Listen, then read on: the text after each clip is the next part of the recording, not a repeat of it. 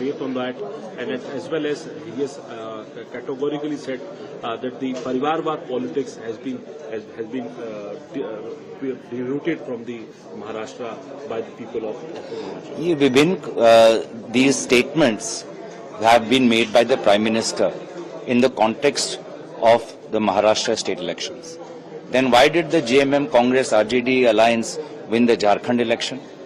We raised the same issues that we have raised in Maharashtra as we did in Jharkhand also, whether it is the rights of the SC, ST, OBC, whether it's the rights of the minorities, whether it's the unemployment and the inflation issue.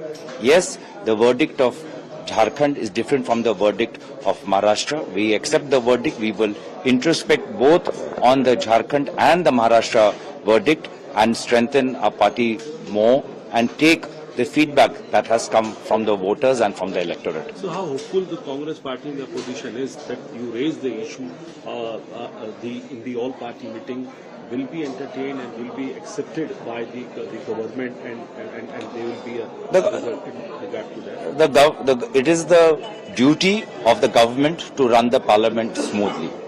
And if they are so confident after the recent elections, then they should have absolutely no qualms about taking the issues raised by the opposition parties first.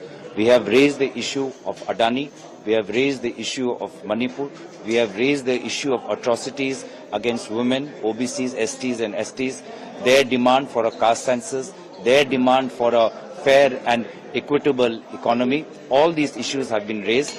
The farmers' distress that the government has yet to implement the agreement they had with the farmers after the farmers' agitation was called off.